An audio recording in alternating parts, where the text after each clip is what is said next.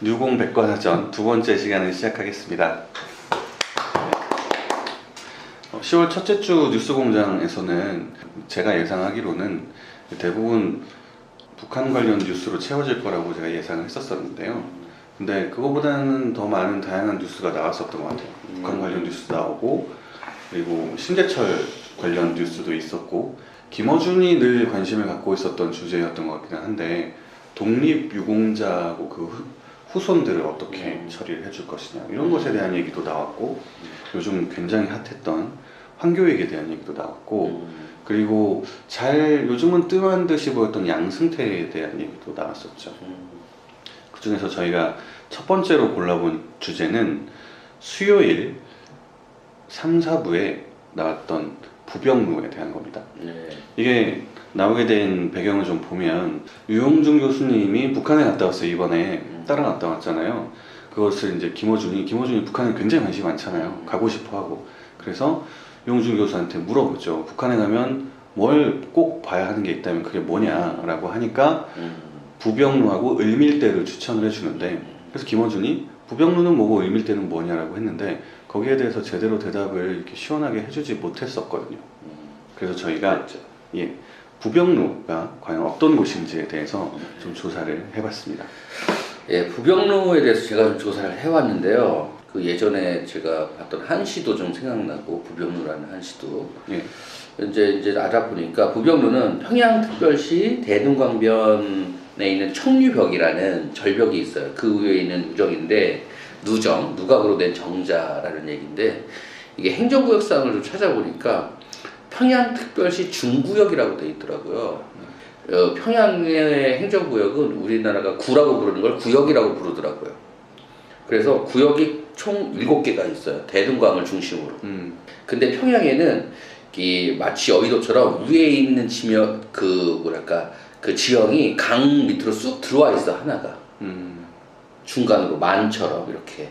그래서 위쪽에 모란봉구역, 우리나라 강북에 해당하는, 그리고 보통강구역이 있고, 그 중간에 강으로 쑥 들어와 있는 부분에 평천구역하고 중구역이 있고, 남서부에 해당하는 대동강구역, 동대원구역, 선교구역, 이렇게 총 7개의 구역이 있더라고요.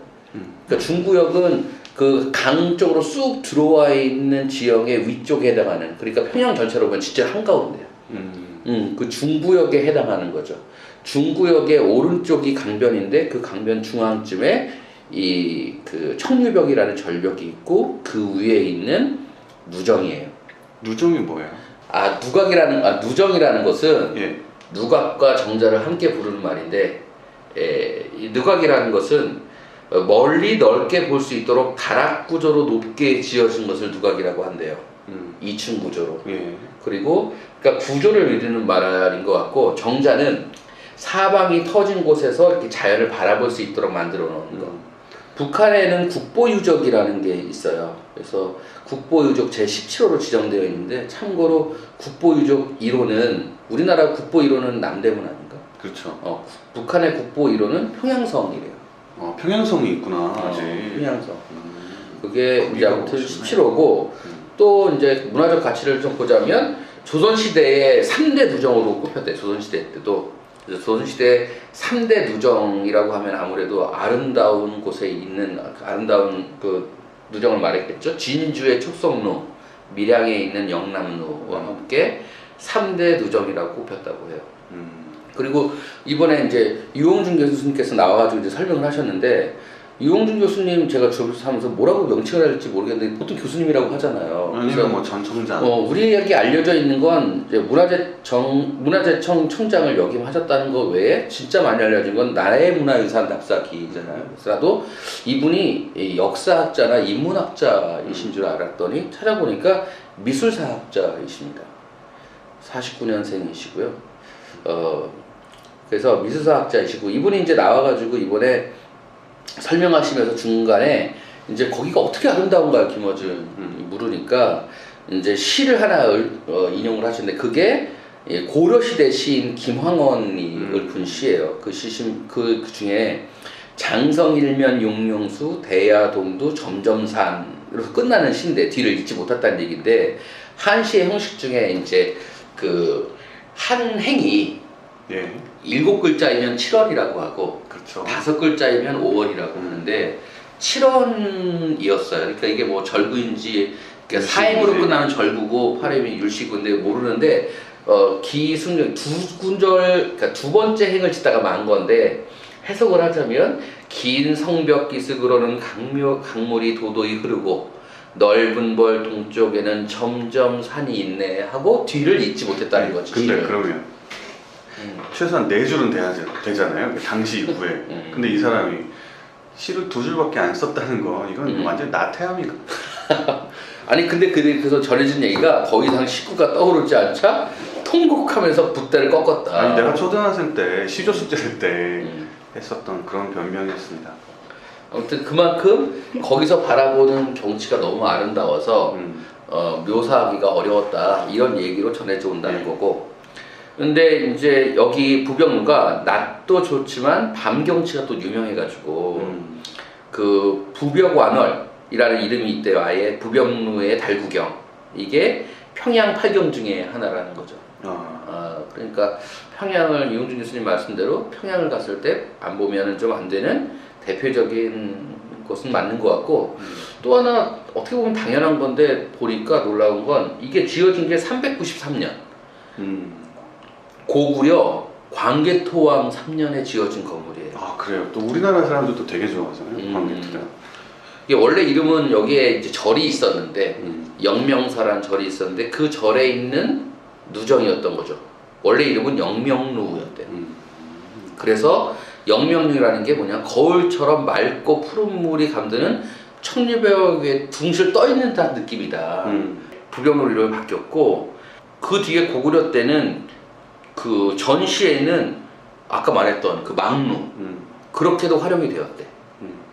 그래서 임진왜란 때 그런 이유로 더 불탔던 것 같아요. 아무튼 광해군 6년에 중건되었다고 하고 이제 역사적 상처를 다 겪었죠. 평양이니까. 한국정쟁 당시에도 폭격으로 일부 파괴되었던 걸 1956년하고 1959년에 전후에 두 차례에 걸쳐서 보수한 게 지금의 모습이라고 합니다.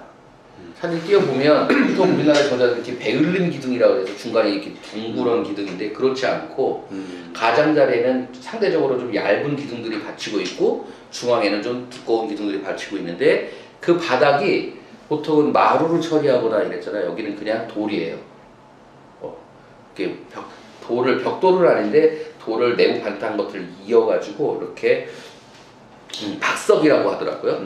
박석을 깔아가지고 만들어 놓은 그런 건물입니다. 제가 이제 저는 개인적으로 그 예를 들면서 아까 얘기했던 고려 말에 부병루라는 한시가 떠올랐는데 그 한시를 이제 우리말로 좀 해석해 보면 이래요. 어제 영명사를 지나던 길에 잠시 부병루에 올랐네. 성은 텅 비어 있고 달 한 조각 떠 있고 오래된 조천석 위에는 천년의 구름이 흘러가네. 기린마는 떠나간 뒤 돌아오지 않으니 여기가 이제 핵심이죠. 기린마가 그 주몽이 타던 말이거든요. 그러니까 고구려의 영화가 사라진 그것이 고려로 재현됐으면 좋겠는 뭐 이런 얘기인 것 같아요. 천소는 지금 어디서 논이는가? 이렇게 하느님이 있고 아들이 해모수고 그 아래가 주몽인 거죠. 그런 얘기인 것 같아요. 돌다리에 기대선체 길게 휘파람을 부니 오늘도 산은 푸르고 강은 절로 흐르네. 그러니까 예전에는 제가 이 시를 읽을 때 앞쪽에 있는 역사적 배경만 읽혔는데 어떻게 보자면 맨 마지막 구절 오늘도 산은 푸르고 강은 절로 흐르네라는 게 당시에 이 부병루의 아름다운 풍경들이 워낙 유명하니까 인생 무상을 그렇게 뜻하는 시상이 마무리되고 있는 것 같아요. 예. 수업은 잘 들었습니다. 이 남북이 나눠진 이후에 저는 개인적으로 가장 아쉬운 게 선주교를 못 본다거나 이런 거거든요. 그러니까 고려나 발해나 고구려의 유적지를 못 본다는 거예요. 저는 유적지 굉장히 좋아하거든요. 그래서 하루빨리 볼 수 있었으면 좋겠습니다. 난 그거보다도 그게 궁금해. 아는 사람인지 모르겠는데 우리 어릴 때 보면 그런 얘기 많이 했잖아요. 북한은 이렇게 옛날 봉건 이런 것에 대해서 되게 싫어해가지고 우리의 문화재를 다 훼손하고 파괴하고 또 그 김일성 부자 우상화를 위해서 더더욱 파괴하고 있다고 하는데 뭐 요즘 얘기 들어보면 꼭 그렇지만은 않은 것 같기도 하고 그래서 북한이 문화재를 어떻게 관리하고 있고 북한에서 문화재는 어떤 의미가 있고 뭐 그런 것도 궁금하고 그래요. 궁금하죠. 예전에는 이런 궁금증도 이렇게 마음대로 얘기를 못 했었는데 이제 궁금해 할 수 있잖아요. 그러니까 궁금해지는 게 막 더 늘어나는 것 같아요. 깜짝 놀랄 유물들이 엄청 많아요. 그렇겠죠. 예를 들면은 훈민정음 판본 같은 거 그렇겠네. 그리고 거기에 그것도 있잖아요. 조선왕조 실록도 하나 있잖아요. 있죠. 아 그것도 난 되게 인상적이다. 지난번에 그 뉴스공장에 나왔지만 8만대장경에 우리는 목판본을 가지고 있는데 북한에는 그걸 인쇄한 인쇄본이 있다고. 그래서 그 두 개가 만나면 이제 이렇게 한 세트가 완성이 되는 뭐 이런 거. 지금은 인쇄를 못 해나 봐요. 8만대장경 인쇄하면 달아져서 안 되나? 아무래도 훼손이 되게 인쇄를 하기 시작하면. 예, 그렇습니다. 저희가 두 번째로 다룰 주제는 백도어인데요. 네. 이게 그 심재철 의원의 그 해킹 사건 이것 때문에 불거진 문제인데 사실 불거지지는 않았어요. 근데 제 느낌으로는 이 김어준이 의도적으로 좀 키우고 싶어하는 그런 면이 있지 않나. 어디서 그걸 느꼈냐면 월요일 날 뉴스를 소개하는 코너에서 백스페이스 2번 눌러서 자료를 다운받았다는 거 이거 백도어 아닙니까? 라고 하고 넘어갔어요. 그 김은지 기자가 받아주지 못했죠. 근데 수요일 1, 2부 때 전문가가 나왔습니다. 그래서 이거 백도어다 라는 식으로 이제 여러 번 언급을 했었죠. 근데 백도어가 무엇인지 아는 사람이 물론 있겠지만 저 같은 경우는 백도어 말만 많이 들어봤지 실제로 이게 뭔지 잘 모르거든요. 예, 백도어에 대해서 얘기해 주시죠. 간단하게 뭐 이게 제가 전문 분야가 아니어서 모르겠지만 이제 요약을 해보자면 인증되지 않은 사용자에 의해 컴퓨터의 기능이 무단으로 사용될 수 있도록 컴퓨터에 몰래 설치된 통신 연결 기능을 말한다는 거죠. 되게 어려운데요. 그러니까 몇 가지가 있는데 일단 인증되지 않은 사용자가 사용할 수 있는 루트이고 그리고 관리자의 허락 없이 사용될 수 있도록 오는 근데 인증되지 않은 사용자라면 관리자가 인증을 해주는 거죠. 그렇죠. 근데 그렇지 않은 사람들이 쓴다는 거죠. 그렇죠. 백도어가 있는 뭐 무엇이든 간에 인증의 절차가 있는 것만 백도어가 있을 수도 있겠죠. 역으로. 그리고 컴퓨터에 몰래 설치된 통신 연결 기능. 이 자체가 무슨 기능을 하는 건 아닌데 사용자가 어떤 그 홈페이지나 무슨 소프트웨어를 연결해주는 그런 기능인데 여기에 세 가지가 크게 있네요. 첫 번째는 주로 설계 및 개발 단계에 의도적으로 심어지는 것도 있대요. 첫 번째는 주로 목적이 불순한 목적으로 있는 것도 있지만 테스트 목적으로. 뭘 테스트해요? 백도어 이걸 이제 테스트하나? 그 프로그램이나 이런 것들을 설계할 때 계속 인증 절차를 거칠 수 없으니까 테스트나 개발 단계에서 이렇게 쉽게 할 수 있도록 그런 걸 많이 만든대. 그러니까 스위트룸으로 바로 올라가는 엘리베이터처럼. 예를 들면 게임에서 치트키와 같아요. 치트키. 예를 뭐 스타크래프트에서 쇼미더머니 채팅창에 쓰면은 돈이 막 엄청나게 돈이 아니라 그 자원이 불어나는 것처럼. 근데 그거는 개발자들이 그러니까 그런 것들을 실험하기 위해서 테스트하기 위해서 그것도 그런 거구나 일종의. 그렇게 하는 거죠.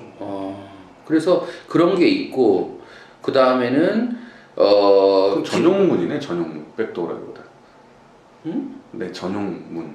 그런 거죠. 개발자 전용문 뭐 이런 거 스텝 온리 무슨 뭐 이런 거 그런 거죠. 그런 거. 그 다음에 설계상의 취약점으로 만들어지기도 하고 아니면 의도적으로 개구멍. 오류죠. 일종의 오류. 그리고 또 하나는 의도적으로 소프트웨어나 하드웨어 특징 상태로 거기에 심어지는 형태도 있대요. 이번에 얘기한 게 그거인 것 같아요. 예, 소프트웨어일 수도 있고 이번에 또 하나 불거진 게 이번에 미국이 또 발표했잖아요. 중국에 있는 업체들이 미국에 있는 거에 그 정보를 빼갈 수 있도록 칩을 다 넣은 거 이것도 일종의 넓은 의미의 백도어라고 볼 수 있는 거죠. 그래서 특히나 말한 것처럼 개발 단계에서 이게 제거되지 않고 출하되어서 이걸 발견한 사용자들이 암암리에 막 스타크래프트 치트키가 뭐 그런 거겠죠. 그런 경우도 되게 많고 여기 재밌는 게 미국에서는 대부분의 통신기기에 미리 정보기관으로부터 접근을 허용하는 백도어가 설치되어 있다라는 거죠. 아 그래요? 그러니까 이것도 민간인 사찰이나 이런 거 관련이 돼 있을 수 있는 거죠. 그럼 이것도 그럴 수 있는 거지. 일종의 그런 것도. 그러니까 굉장히 사실 광범위한 개념인 것 같아요. 가끔 뭐 뉴스에 나오잖아요. 애플도 그렇고 구글도 그렇고 사용자의 위치 정보 그런 것들이 나도 모르는 사이에 날아가고 있다는 거죠. 본사에 자꾸 쌓이고 있다는 거지. 그런 것도 거꾸로 어떻게 보면 백도어네. 뒷문이라고 봐야 되는 거죠. 뒷문. 그러면 왜 그 십재철 의원이 백스페이스 키 2번 누르니까 문이 열리더라라고 얘기를 했잖아요. 그렇게 그 정해진 키를 그러니까 비밀번호 숫자 패드 누르듯이 이렇게 누르면 이렇게 활짝 열리는 거예요. 그렇게 만들 수 있겠죠. 그렇게 만들어 놓은 거겠지. 그리고 그렇게 만들어 놓은 사람이 그 정보를 알려줬겠지. 근데 만약에 다른 사람이 백스페이스 왜 성질 급한 사람은 백스페이스 키 막 누르잖아요. 탁탁 눌러 들어가 버리면 어떡해? 그러니까 단순 백스페이스 2번은 아닐 거야. 펑션 키 누르고 눌렀나? 그러니까 뭘 누르고 뭐 백스페이스 2번 뭐 그런 식으로 하여튼 돼 있을 거야. 근데 예를 들어서 지금 그게 정부 이제 그 부서의 것을 봤다는 얘긴데 그것이 실제로 백스페이스 2번이라면 얘기 안 했겠죠. 이번 얘기할 때도 그거보다는 좀 복잡한 게 있는데 다 얘기하면 안 되니까 그냥 마지막에 누른 키 2개가 백스페이스였을 수 있겠네요. 왜 비밀번호가 448이라고 4418하고 다르듯이. 그래서 이제 이번에 문제는 그게 이제 위법성이 있는가 맞는가 뭐 문제인데 이 전문가가 나와서 말한 것처럼 이제 그런 문제인 것 같아. 예를 들어서 이게 이제 예를 들어서 일반 시민이다. 그럼 또 다른 문제인데 공직자잖아요, 공직자. 예를 들면 이제 유튜브 같은 데 보면 한국인의 도덕성 이런 거 얘기를 할 때 정전 사태가 오면 예전에 뉴욕인가 어디 정전 사태가 났을 때 완전 도시가 아수라장이 됐었다는 사람들이 약탈을 하고 우리나라 사람들은 그게 정전이 되었어도 감시가 허를 해도 가져가면 절도잖아. 그렇죠. 근데 더구나 잘 모르는 시민이 아니고 국회의원이 거기 있는 정부가 그 인증 절차를 거쳐야 된다는 걸 알고 있었을 텐데 그걸 빼온 거는 뭐 문제인 거죠. 두 번째는 빼온 것은 이제 발표하는 과정 난도 문제라고 생각하는데 그 예를 들어서 국회의원의 면책특권이 들어오지는 게 그런 거잖아. 약간의 의료성이 있더라도 그것이 국민에게 뭐 그 의미가 된다 그러면 뭐 권한을 부여하기 위한 건데 뭐 그 의도가 정말로 국민들의 생활에 엄청난 악영향을 줄 수 있는 물은 정보를 공개하기 위한 게 아니라 그냥 정부의 정책을 흠집내기 위해서 뭐 이런 정도라면 더 문제가 될 수 있다는 거겠죠. 저는 모를 수도 있었다고 생각하거든요. 이게 허가를 인가를 받고 얻어야 되는 정보가 아닌가 모를 수 있다고 생각해요. 왜냐면 내가 국회의원인데 내가 접근하지 못할 정보가 어딨어 이렇게 생각했을 수도 있을 것 같아요. 예산 관련 사용 내역인데 그래도 근데 저한테는 더 충격적이었던 게 뭐냐면 그렇게 해서 빼낸 자료가 그런 정도의 자료라면 나는 발표 안 했을 것 같은데. 그러니까 그게 좀 실망스러워. 더 있나? 야당 지도부도 그게 그 제일 원색적으로 표현한 게 저녁에 술집이나 이런 데서 술 마셨다. 근데 실제로 식당 찾아가 보니까 일식집이고 뭐 돈가스 파는 집이고 게다가 거기에 대해서 야당 대표가 늦게까지 일할 거면 거기 가지 말고 삼각김밥 먹거라. 이거는 좀. 근데 내가 생각하는 이번 사태의 심각한 문제는 그러니까 지금 뭐 심재철이의 개인 플레이였기 때문에 야당에서도 내용을 잘 모르고 도와주고 싶어도 뭘 어떻게 도와줘야 될지 자기들도 내용을 잘 모르고 꼬리 자르기 수순으로 들어간 것 같고 네가 그냥 다 알아서 해라. 근데 그러는 데에는 더 큰 이유가 있다는 거 봐요. 그리고 김어준 씨가 이걸 판을 키우려고 하는 이유도 다른 데 있다고 봐. 예를 들면 뭐 백도어가 있다는 걸 알고서 접근을 했다는 거고 이거를 정부의 그 전산 시스템을 설계한 사람과 연계가 있다는 거고 그 사람이 정부 전산 시스템만을 과연 설계했겠느냐. 그리고 실제로 외부에서 정부의 정보가 어떻게 돌아가는지 그러면 심재 처리 말고 누구든지 다 그쪽 인사 그래서 어떻게 돌아가는지 샅샅이 알 수 있는 이게 어디까지나 소설인데 이제 그 얘기는 결국 이런 거겠지. 구 여권에서 당시에는 정권을 운영하는 데 기반을 두기 위해서 혹은 더 나아간다면 정권을 시각하더라도 나라가 운영되는 국정 전반을 한눈에 파악하기 위해서 의도적으로 국정 운영하는 시스템 전반에 그런 백도어들을 설치해 놓고 낱낱이 다 보고 있었다. 이렇게도 볼 수 있다는 얘기죠. 그렇죠. 그리고 한편으로는 그런 걸 설계한 사람이 뭐 투표에 관련해서 뭔가를 설계했을 그러니까 선관위 시스템이라든가 그런 거를 주물럭대고 있는 그 얘기는 오래된 거죠, 사실. 그러니까 내가 봤을 때는 김호준이 아직은 뭐가 없으니까 근데 좀 여론을 환기시켜 보기 위해서 그런 살짝 언급한 게 아닌가. 그래서 심재 처리가 문제가 아니라고 봐요. 그러니까 개인의 범죄 행위로 처리될 수 있고 여당 지지자들 내지는 그 구 여권을 싫어하는 소위 말하는 진보 세력, 개혁 세력 입장에서는 큰 웃음거리. 뭐 그거겠지만 그것만으로는 아니라는 거죠. 의미가. 그러니까 야권에서 지금 보이고 있는 반응도 우리가 생각하는 것처럼 찌질하게 이렇게 해서 어떻게 도와줄 수 없는 이런 의미가 아니라 이거 어떻게 빨리 마무리할 수는 없지만 이런 선에서 이제 그냥 정리를 하고 일이 더 불거지기를 사실 알아도 극소수만 알 거 아니야 사실은. 이런 일이 있다 하더라도 전제에서 덮고자 하는 이런 게 작용하고 있을 수도 있겠네. 그러면 일이 정말 큰일이다. 커질 수도 있는 데다가 그러면 야권에 그러니까 자한당에 다른 사람들도 그 키를 갖고 있다는 얘기 아니에요? 그렇게 되면 그건 사실 진짜 우리나라 국가 시스템 지금까지의 역사를 보자면 자한당의 문제가 아니지. 그 수뇌부가 자한당의 수준이 아니라 어떻게 보자면 이재용이 삼성으로 갈 수 있는 문제죠. 이게. 그러니까 그동안 삼성이 우리나라를 움직인 게 단순히 인적인 법조계를 중심으로 해서 인적인 어떤 그 동력으로 움직였다고 보는데 그게 아닐 수 있다라는 거. 근데 사실은 얼마든지 가능한 일이네. 그렇게 듣고 보니까 그런 시스템을 구축하는 측면에서는 얼마든지 볼 수 있는 건데. 그리고 상대의 약점을 파악하고 있다는 게 대단한 이익이잖아요. 그 정부 부처 각 부처의 감찰반 또 뭐 그런 데서는 차마 얘기 못 꺼내는 아직 그리고 또는 어떻게 보면 정치적인 이유에 의해서 시기를 보고 있는 그런 내용들이 있을 수 있다고 보거든요.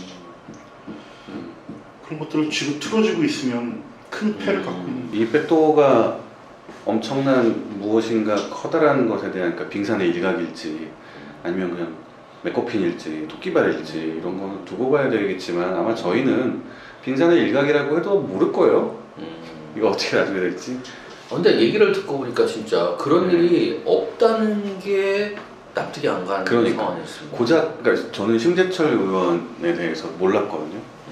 누군지도 그러니까 있다는 것도 모르고 그렇게 막 다선 의원인지도 모르고 목소리도 이번에 처음 들어봤어요. 그 높은 아무튼 그 목소리도 처음 들어봤는데 근데 이 사람이 그 정도를 갖고 있다면 그러면 김무성은 뭘 갖고 있을까 이런 생각도. 근데 진짜 이게 우리가 어디까지나 가정인 건데 이게 가정이라 치면 야구는 진짜 깝깝하겠다 이렇게 터뜨릴 일이 아니잖아. 근데 그렇네. 이렇게 터질 일이 아닌데 안마의자 갖고 싸울 일이 아닌데 패 하나가 그러니까 패를 들고 있었는데 하나 이렇게 훅 떨어져 버린 거 아니에요 지금. 일리가 있는 얘기인데 어디까지나 상상이지만 지금은. 그렇죠.